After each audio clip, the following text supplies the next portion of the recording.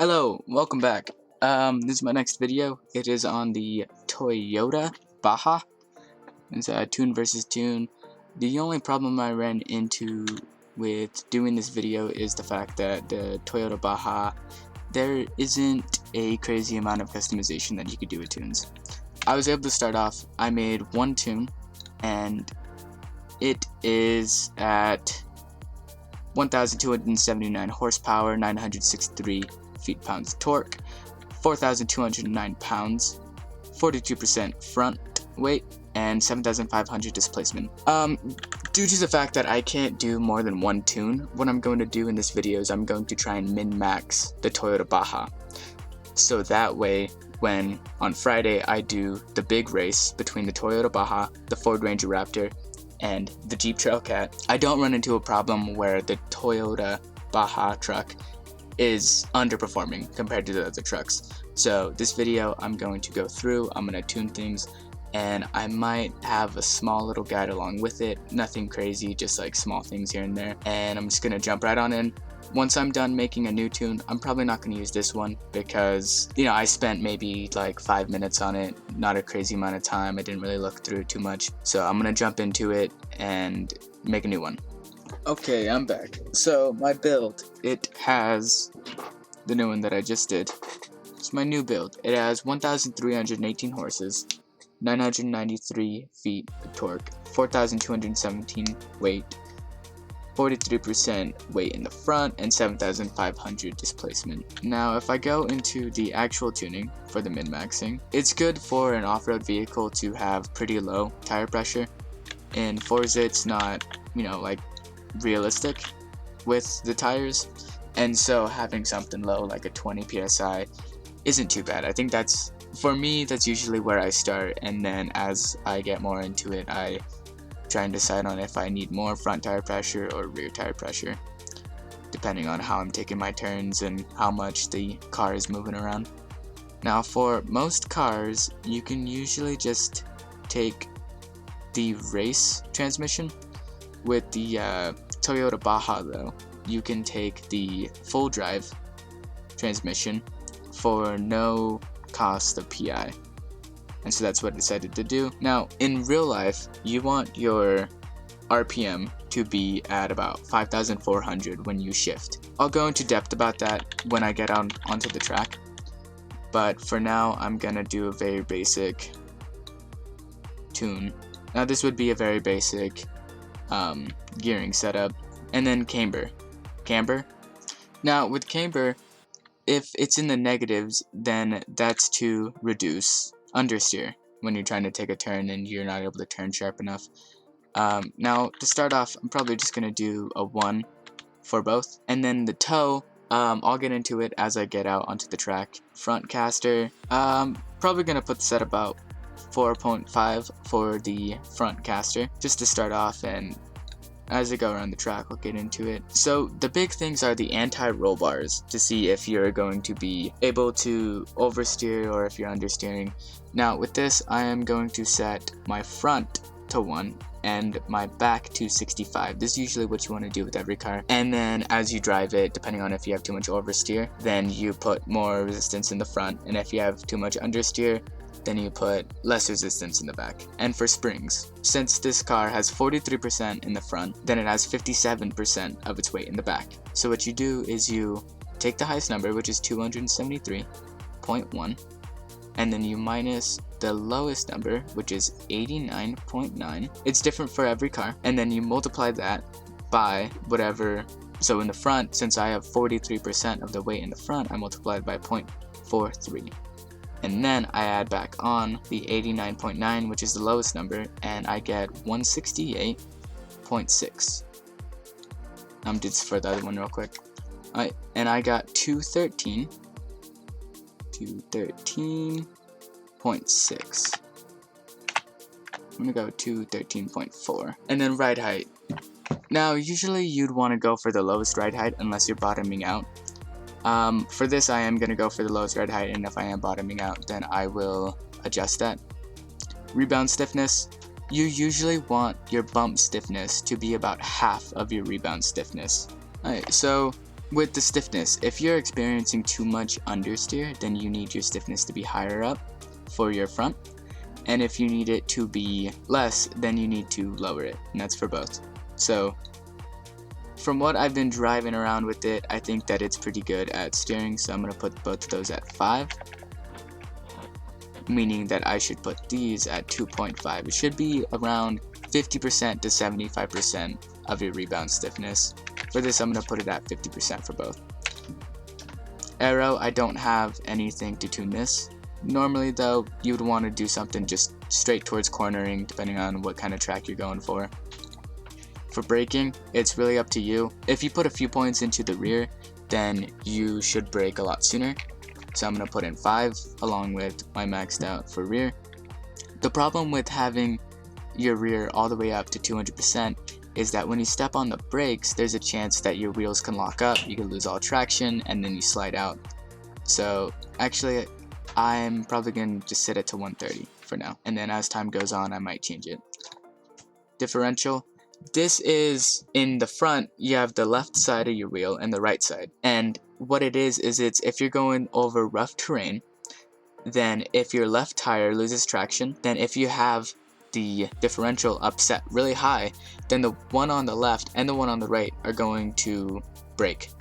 They won't be able to spin at different times. Whereas with having low differential, having like a 25% differential, that means that there's going to be more of a chance for the left wheel to spin independently than the right wheel, which means that you'll be able to keep, more traction on the ground, you'll lose less speed, and it's good. The only time that you wouldn't want this is if you're driving on the street. Since we're doing a Toyota Baja today, it is an off-road car, so I'm going to set my front differential to 20%, my rear differential to 45%. Deceleration, I usually set mine all the way to 0, so that way, I think it's just better for cornering. I think that as soon as you get out of a corner, it's a lot easier to get back into driving straight. I'm gonna set mine, so when you're doing an all-wheel drive car like today I am with the Toyota Baja, you don't want there to be too much power in the rear. If I put all of it 100% in the rear, then what that does is it makes it so that way there's no point in me getting the upgrade to be all-wheel drive because all of my power is going into the rear. But if I do something like 70%, then I have a better chance of not losing traction, not spinning out, and being able to stay straight when I'm driving, along with getting a little bit of the benefits of being a rear-wheel drive car where I get a bit more speed and I reduce my understeer. I think it's better to have more oversteer than it is to have understeer, because if you have understeer, you go into a wall, all of a sudden you slow down or you stop, now you have to go in reverse or you have to just get out of the situation. So I think it's a lot better to have more oversteer than understeer so that you can actually try and turn. And I'm going to take it out to the track. As I take it out to the track, I'm going to bring it back in, try and min-max it so that way it's the fastest it can be for Friday. So I'll be back. Alright, so I just got out of my house. I'm over at the Gavels, and I'm in the Toyota Hilux. I'm not going to go to the track yet because I left out one thing that I wanted to explain. So when you're driving around off-road, if you press T, I'm pretty sure that's the default, then it brings up the telemetry. And it'll show you things like how much power you're putting out. At the top left, it shows my power. See? And then it shows out the torque output, boost, RPM. This is just a general. If I do page up, it'll show me friction. Page up again, it'll show me my suspension, and it'll let me know if I'm bottoming out or not. Now this is important because I set my suspension to the lowest it could be, and as you can see, I am not bottoming out as I'm driving around. It's getting kind of close, so I might end up raising my height just a smidge, but not too much. Body acceleration, it's going to show you where your body is accelerating from. Now it looks like it's mostly from my rear, and that's probably because I put it at 70% rear wheel drive, which is going to let me know just how the car is going to move as you accelerate. For tires, the tire pressure, the speed, the camber as it's changing. Now it's hard to, with off-road cars, to decide if you should up the camber or lower the camber as you're driving around. One very easy way to do this is to go into heat for the tires. Now the inner should always be the hottest, the middle should be the second hottest, and then the outer should be the coldest. If it's the other way around, then you need to adjust things. For me, it is the other way around. The outer is the hottest, it looks like. It's changing. All numbers should be within about 10 degrees of temperature. Since mine all are, I'm not going to worry about it too much. I might lower my camber just a little bit, but so I'm going to go do a race, and then once I'm done with that, I will go through problems that I might be experiencing with the truck.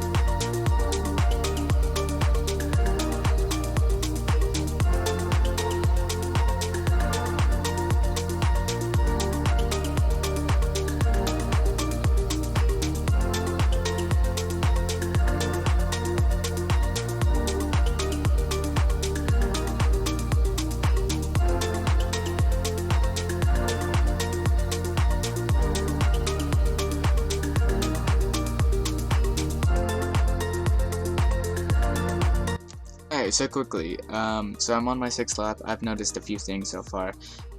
One, my camber is set too far into the negatives for my front and my back. I'm losing lots of traction. This could be due to having too soft of springs.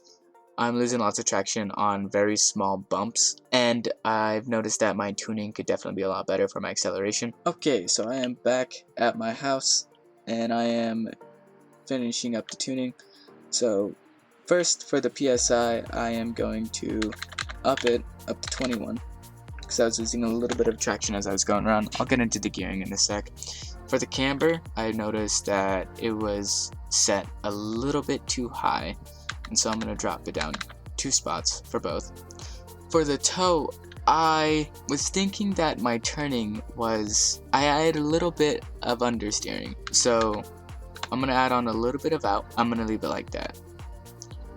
For my front caster angle, I thought it was a little bit too high, so I'm going to put it at 4.3. Now, I was having a lot of understeering as I was going around the track, and so I'm going to stiffen up the front a smidge. Probably just put it at 9 for now. And then I was also bottoming out a very small amount. It was a very, very small amount. So I'm going to go ahead and set this to 13.5 and 12.6. For the dampening, I noticed that as I was going around, I was losing lots of traction. I was hitting very small bumps. And so what I need to do for that, because the rebound, it would come back not very fast, along with the stiffness wasn't very good. And so I'm going to go ahead and put the bump stiffness a little bit higher at 3, because as I said before, it could be between 50% and 75%, so I'm going to put that at 3 for both. Aero, I don't have that. For braking force, I noticed that as I was braking, I was losing lots of traction in the back, so I'm going ahead and drop that down back to 50%. Put that at 125%. Differential. My differential was pretty good. It wasn't anything bad. I did notice that I did have a bit of understeering, so I'm gonna go ahead and put that at 75. It's kind of the biggest problem that I had so far is the understeering. That bottoming out. And the last thing was the gearing. Now I'm going to move this bit to the side so I can have all the gears on the screen at once. My first gear was a little bit too short. Yeah, it was a little bit too short. So I want to make it a little bit longer. Probably put it at about there. My second gear was a little bit too long. So I want it to be probably about right there. Now, as you get into it, since the first gear is going to change second gear is going to change third, and so on, it's important to do it as you change the gears. Like right now, the smart thing to do for me would be to change first, and then change second after I drive a little bit, then change third, then fourth, then fifth, then sixth. But I'm going to go ahead and try and change all the gears right now, and then fix it afterwards. So I'm going to get to it. Okay, I'm back. So I set up my gearing. Now, I didn't explain this before, but the reason that you want your shifting to be about 5,400 RPM is, in real life, 5,400, it's like 5,460 something, is the optimal shifting time for you to hold all of your torque. And this transfers over to Forza Horizon 4 as well, where it is the same exact thing for 5,460 something, but that doesn't matter. Is right when you want to shift, so that you can hold on to all that torque, holding on to more traction, so that you don't spin out, you're able to keep your speed. Now, another reason that you would want your gearbox to be set up the most optimal way is so that you can keep that traction, so that you have these wider ranges of numbers, so that way you can have more control over your car.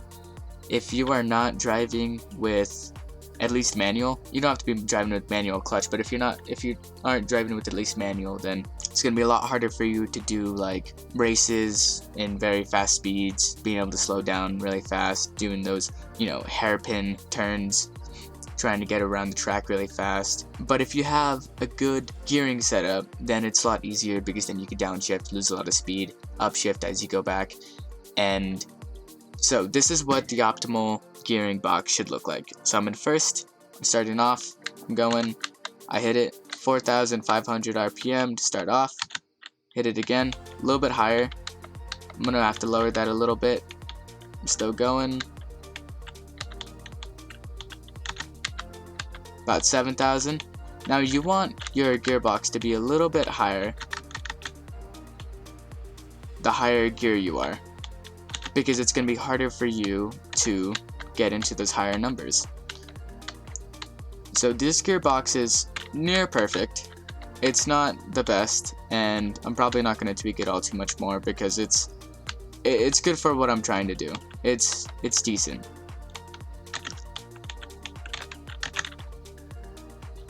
And the rest of the truck is also pretty good. So I'm going to do one lap around, a few more laps possibly, around the castle again, and then that's it. And then on Friday, I'm going to race the Toyota Baja against the Ford Ranger Raptor and the Jeep Trailcat, and it's going to be on 3 different tracks.